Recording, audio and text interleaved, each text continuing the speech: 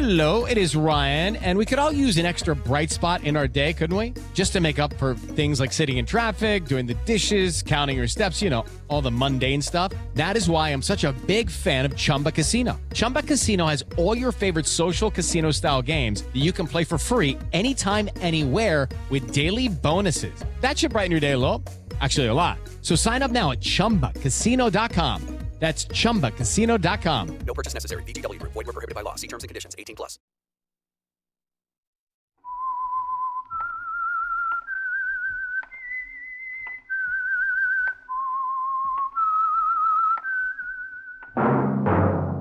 That whistle is your signal for the Signal Oil program, The Whistler, rated tops in popularity for a longer period of time than any other West Coast program. And Signal gasoline is tops, too, tops in quality. It takes extra quality, to give you extra mileage. And Signal is the famous Go Farther gasoline, available wherever you see the Signal Circle sign in yellow and black that identifies independent signal dealers from Canada to Mexico.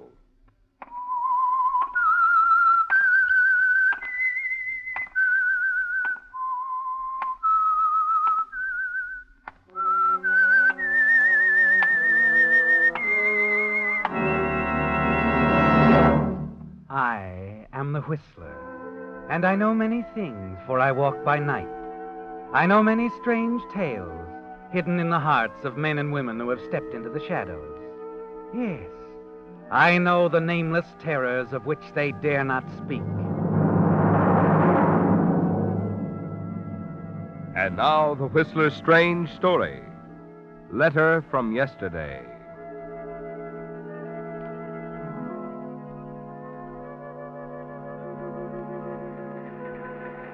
Sitting by the window of the streamliner as it sped through the night toward Los Angeles, Arthur Wilson seemed like any average middle-aged businessman. But there had been a time when Arthur Wilson was something else, somebody else, Jack Foley. And though it had been 25 years ago, Jack Foley, now Arthur Wilson, would never forget it. The plaintive wail of the train whistle drifting back at him now somehow recalled that other time and place, exactly as if it were now, this moment. Perhaps it was because another whistle had marked the time when it all began. The night that Jack Foley was given a chance to reach out, to grasp a new life. That night, 25 years ago, in a prison machine shop.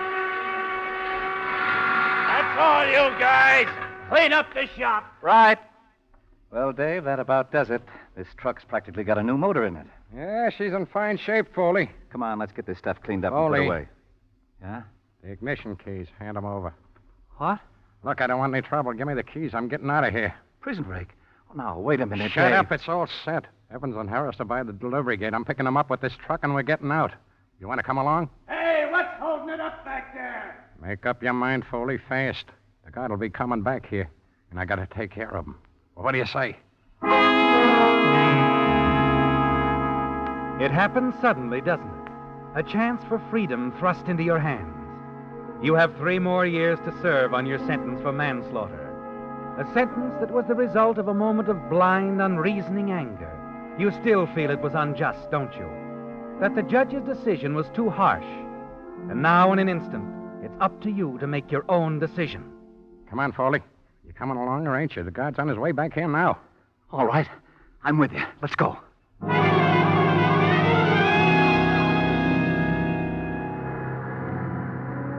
Dave, the guard back there. You should have gone easier with him. Maybe I should have let you do it and killed the guy, huh? You sure this is going to work? Stop worrying, will you? I told you I took care of everything. Look up ahead. It's Evans and Harris waiting. And there's the gate guard out cold. You better slow down, Dave. The alarm. They'll never get us now. Swing on, you guys. We ain't stopping. There's a one-way ride or none at all.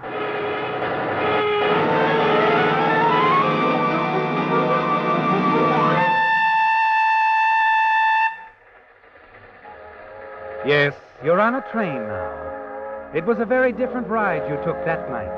But when it was over, you were a free man. And Jack Foley, convict, became Arthur Wilson, hardware clerk of Medford, later Arthur Wilson, proprietor.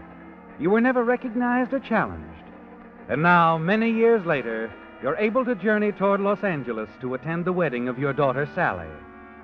The trip is uneventful, calm, the hour before the storm, but you have no way of knowing that.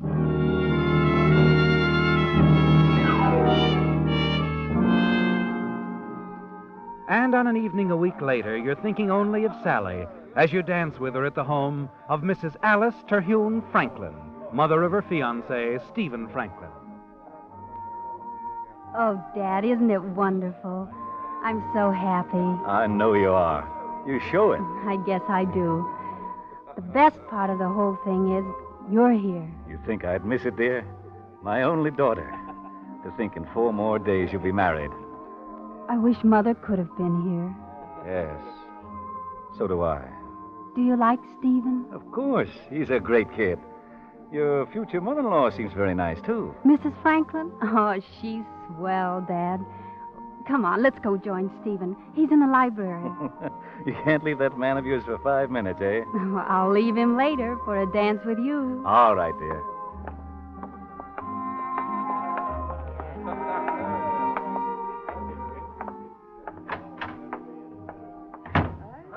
Well, there you are, Sally.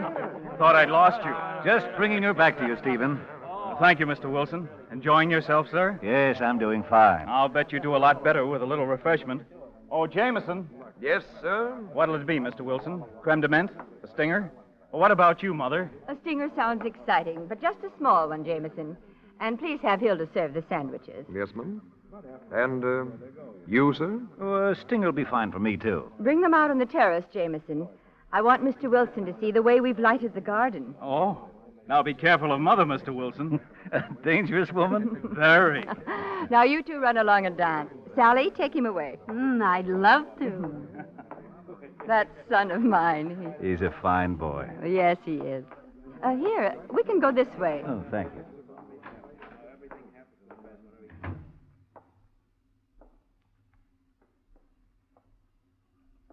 Say, this is nice. Yes.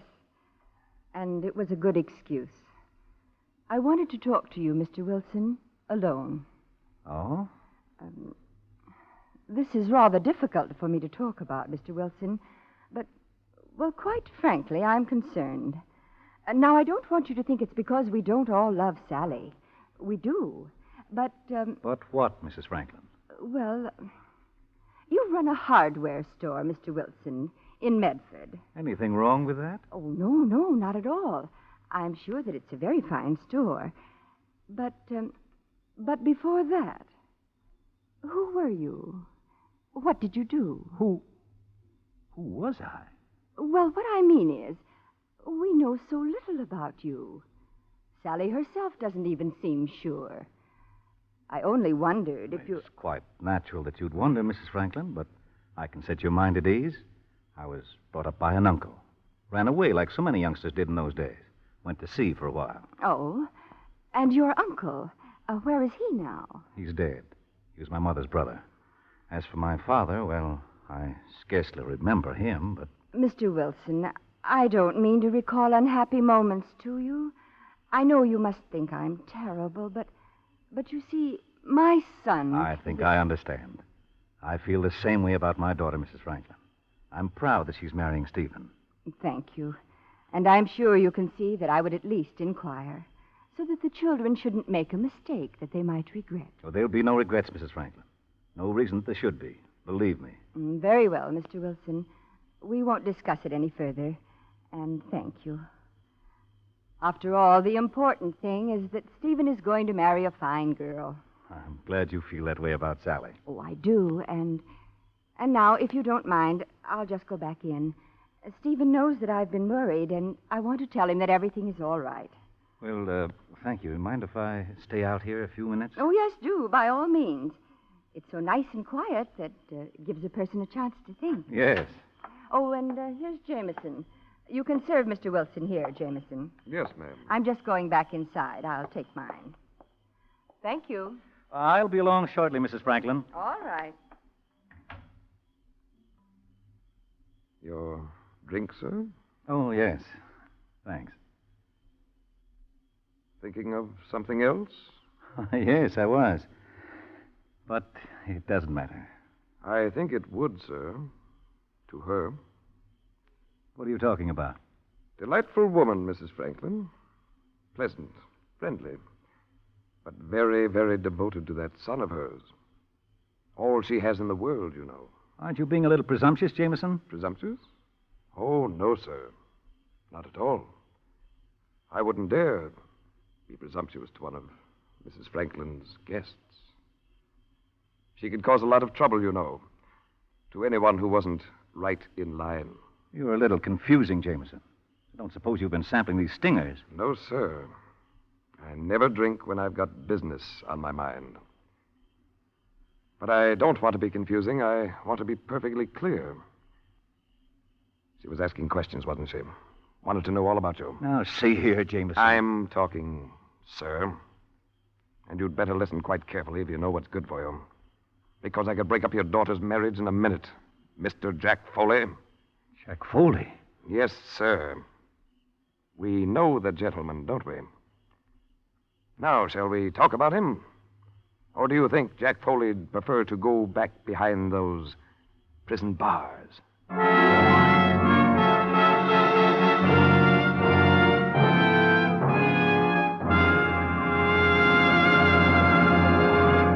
With the prologue of Letter from Yesterday, the Signal Oil Company brings you another strange story by The Whistler.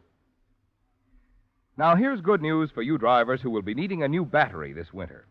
Did you know that there's now a new, finer battery which lasts up to 2.5 times as long as ordinary batteries? I'm referring to the new Signal Deluxe battery, which is guaranteed for a full 2.5 years on a service basis.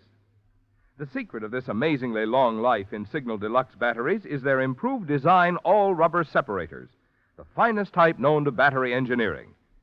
But longer life is only part of the story. In addition, Signal Deluxe batteries deliver up to 35% more power and require water far less frequently. So much for their quality. But how about price? Well, considered on a per-month basis, which is really the only way to figure battery costs, Signal Deluxe batteries actually cost less than many ordinary batteries. No wonder drivers with an eye to economy, as well as those who demand tops in performance, are both heading to Signal service stations for a Signal Deluxe battery, the new, finer battery, backed by a full 30-month guarantee. And now back to the Whistler.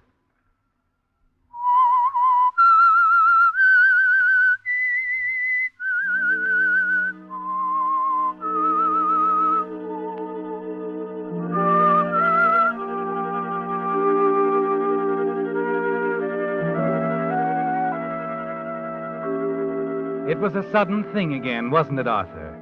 Like the moment of anger that resulted in your sentence for manslaughter, more than a quarter of a century ago, when you were still Jack Foley. The sudden decision you made a few years later to join in that prison break. And now this startling recognition by a servant in the home of your daughter's fiancé, who calls himself Jameson. He can destroy everything, can't he? Your daughter Sally's coming marriage, your business in Medford. He can even brand your whole life as a masquerade and tell them all who you really are and send you back to prison. Jack Foley, my old classmate, and I'm not mistaken. I've been very careful, Jack. My name is Wilson. Arthur Wilson. Sure. And mine's Jameson. Now it is. Used to be Sanders. Remember me? 3 cells down from you. Same section. Number 34192. I don't know what you're talking about. I've lived in Medford, Oregon for a quarter of a century. I never heard of you. Oh, come now, Foley. Put on your thinking cap. I've told you my name is Wilson, and I never saw you before. My, what a contrast in memory. Boy, I recognized you instantly. But it's understandable. I was a very young man, and you only knew me a short time. You, left us rather suddenly, Jack. Stop calling me that. Sorry, sir. That better? You know, I ought to call you Lucky. Lucky Jack Foley. Now Arthur Wilson. Successful businessman, his daughter about to marry into one of the best families in the state. What are you after? Huh? The memory's getting better, isn't it? What is it? What are you after? Is this some sort of blackmail pitch you're giving me? Now, you know, that's an interesting thought. It might be if I were the man you think I am. The man I know you are. How long have you worked here, Jameson? Or Sanders, if you prefer. 6 months or so. You must be out of your mind.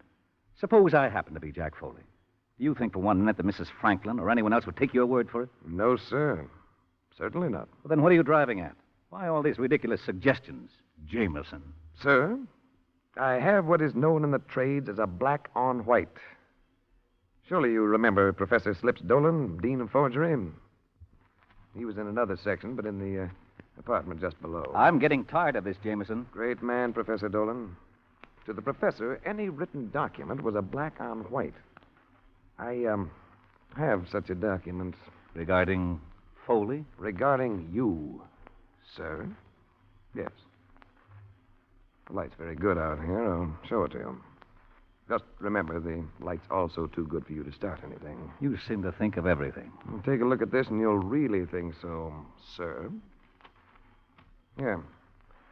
The letterhead will convince you, I think. Look at it. Bureau of Identification, Washington, D.C. Department of Fingerprints. The Bureau of Identification sent my fingerprints to you? Oh, no, sir. It was the other way around. I sent your fingerprints to them. But, Well, it's quite simple. My training, you know. I'm sure that as a hardware merchant, you were grateful, shall I say, to our alma mater for your work in the machine shop. I've used my training in photography to advantage many times. Taking fingerprints is a very simple process. Hold on, Jameson. Where did you get my fingerprints? Oh, they're all over the house, sir. Naturally, as a servant anxious to please, I go all over the house. I picked up your prints the first night you were here. Water glass, wine glass, knife, fork. Then I sent the photographs off to Washington. It's incredible. But true, huh? The answer here arrived this morning. The prints of Jack Foley, escaped convict, and Mr. Arthur Wilson, hardware merchant, are exactly the same. Amazing coincidence, don't you think? What are you going to do? It's a question of what you're going to do, Jack. For me. Call me Wilson, Arthur Wilson. Gladly, Mr. Wilson. Hello, it is Ryan, and we could all use an extra bright spot in our day, couldn't we? Just to make up for things like sitting in traffic, doing the dishes, counting your steps, all the mundane stuff. That is why I'm such a big fan of Chumba Casino. Chumba Casino has all your favorite social casino-style games that you can play for free anytime, anywhere with daily bonuses. That should brighten your day a little. Actually, a lot. So sign up now at ChumbaCasino.com. That's ChumbaCasino.com. No purchase necessary. VGW Group. Void where prohibited by law. See terms and conditions. 18+. You'll cooperate then? My daughter is getting married in 4 days. What is it you want? Oh, I'm very common as a blackmailer. I want money. $20,000. $20,000. You might as well ask for $1 million. I haven't had more than $2,000 or $3,000 in the past 2 years. Oh, come now. A prosperous hardware merchant? I don't even own the store, Jameson. Most of the stock is on consignment. You'll have to sell things much faster than you ever did, won't you, old chap? I can't raise that much money, Jameson. Now, I'm the one who's getting tired. You'll raise it, Foley, every dime, no more, no less, and I want it by Tuesday at 4 o'clock. 2 days? That's impossible. You know what I'm going to do? I'm going to the police. Go right ahead. And I'll go to Mrs. Franklin with this letter. That'll wreck both our futures. But then I haven't got my daughter's happiness to worry about. Tuesday at 4, sir? I've got to have a chance to think, at least. Certainly, sir. As I suggested. Put on your thinking cap. Good evening. Pleasant chat. Very pleasant chat.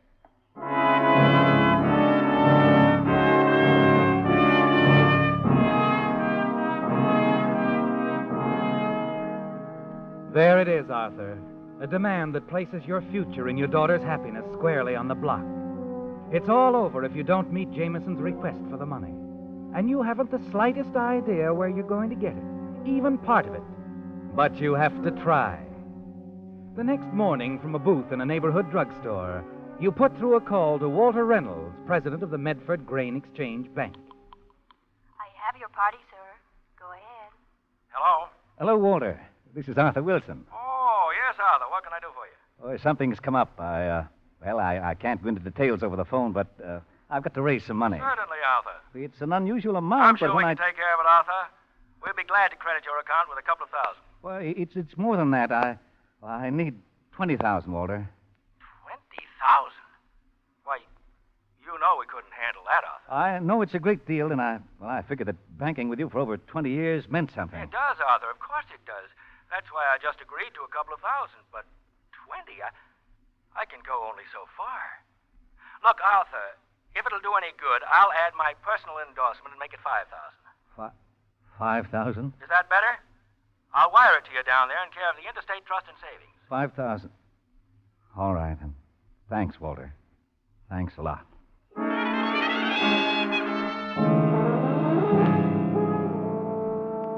It doesn't mean much, does it?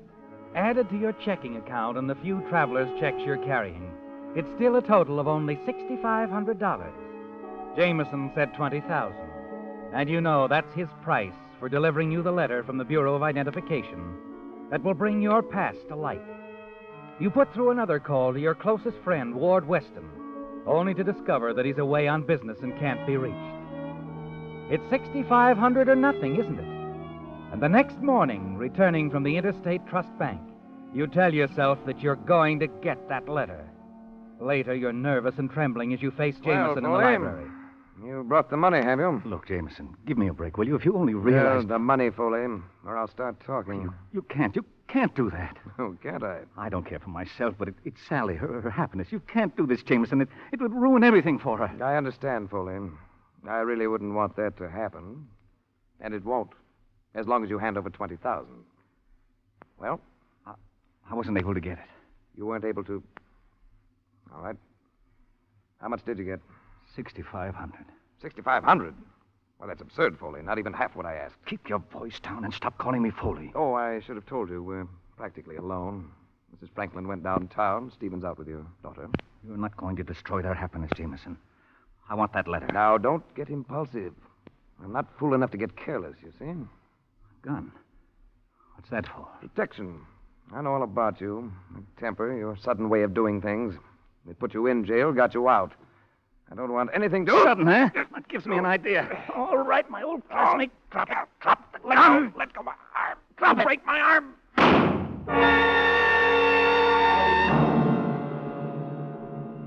Well, Arthur, after all these years, you've done it again, haven't you? You stand over him, the rage slipping away into fear. You didn't try to kill Jameson, but you could never prove it if you were found here. You shake your head, trying to clear your senses. The letter. You must get that letter. You stoop down, rummage through his pockets, and then turn to start out of the room.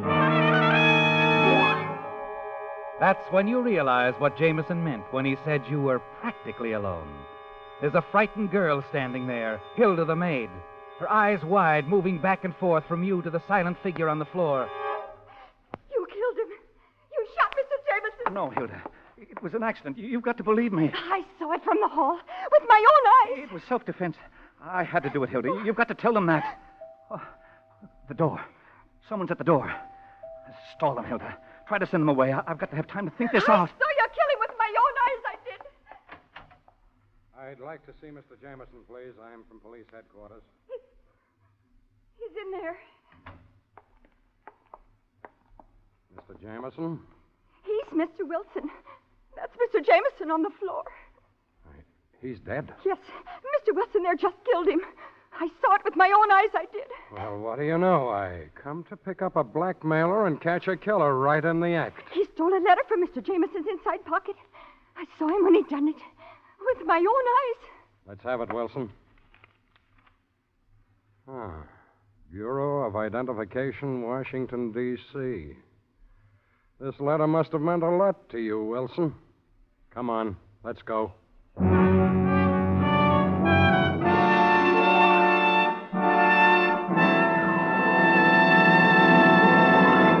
The Whistler will return in just a moment with a strange ending to tonight's story.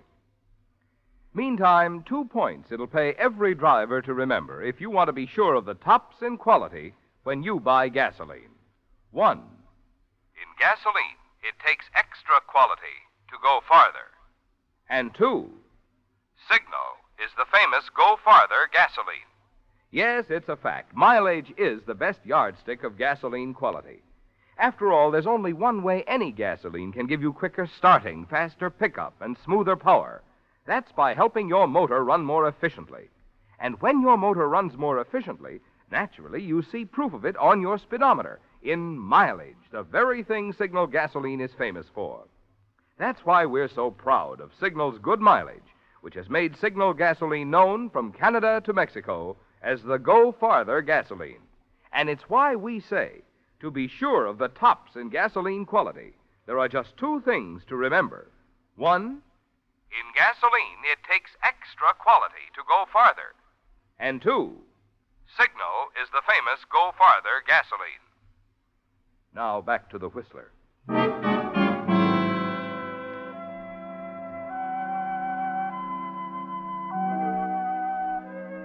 Well, it's all over, isn't it, Arthur? Your long years of living a double life. The end of the masquerade is Arthur Wilson, the name you took up some 25 years ago when, under your real name, Jack Foley, you escaped from prison. And now, in a sudden moment of blind rage, you tried to disarm the butler, Jameson, who had known you in prison, the man who was blackmailing you, threatening to expose your almost forgotten past. And the struggle for the gun had ended with an explosion and death. After a sleepless night in your cell, you're taken to the office of District Attorney Grant. Your one thought is for Sally. Yes, your daughter's approaching marriage means more to you than any punishment which the district attorney might have in mind for you. As he faces you across the table, you barely understand his words. You're thinking only of protecting Sally and her future happiness. I sympathize with you, Mr. Wilson. Blackmail's a dirty business. But you should have let us handle it. The minute Jameson or Sanders wrote that letter to the FBI, it was all over for him. For him? That's right. Those boys down there never overlook a bet. Anytime they get a suspicious communication, they look into it. In this case, they naturally examined Sanders' note for fingerprints. His prints were in a dozen different spots. Sanders' prints? Sure. On both the letter and the envelope he mailed it in. From there on, it was a cinch. We've been looking for Sanders for a long time. When the Bureau tipped us off that the butler Jameson was Sanders, I sent one of my boys out to pick him up. If you waited a few minutes, he'd been out of your hair. You should have come straight to us, Wilson. I can see that now. Mr. Grant, could you keep this out of the papers? Keep my name covered for a couple of days until after my daughter's wedding. Then I'll play any hand you deal. Your daughter's wedding? Yes. You see, she's being married to Being Stephen. married? Oh, yes. I guess you haven't seen the morning papers. Your daughter eloped to Las Vegas, Nevada with young Franklin yesterday afternoon. Yesterday afternoon? Yeah. Somewhere around 3 o'clock, about an hour before you killed the butler. Seems the kids didn't want all the falderall of a big wedding and just took things into their own hands. Married. That's wonderful. Wait, does Mrs. Franklin know about me, my past? Oh, yes. She's retained her personal attorney to represent you. She's sure it was an accident. And Sally and Stephen, she's satisfied? She's quite happy. Thinks your daughter's a great girl. Too bad you've always been so impulsive, Wilson. You'd have been a lot better off if you'd have come to us right away, even if it meant finishing your jail sentence. I know. But I just had to have that letter to Jameson from the Bureau of Identification. My daughter's happiness. You didn't read that letter, did you? No, your man took it before I had a chance. Take a look at it. Dear Mr. Jameson, regarding the fingerprint photos accompanying your inquiry as to the further identity of one Arthur Wilson, please be advised that information of this kind is available only to duly authorized agencies for the enforcement of the law.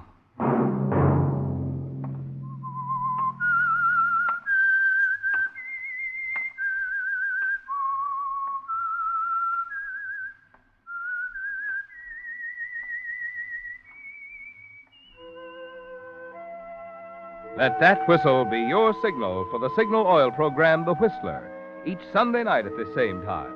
Brought to you by the Signal Oil Company, marketers of Signal gasoline and motor oil, and fine quality automotive accessories. Signal has asked me to remind you, to get the most driving pleasure, drive at sensible speeds, be courteous, and obey traffic regulations. It may save a life, possibly your own.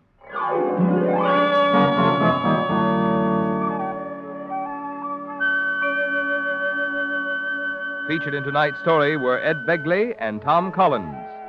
The Whistler was produced and directed by George W. Allen, with story by Edward Bloodworth and music by Wilbur Hatch, and was transmitted to our troops overseas by the Armed Forces Radio Service. Remember, at the same time next Sunday, another strange tale by The Whistler. This is Marvin Miller speaking. This is CBS, the Columbia Broadcasting System.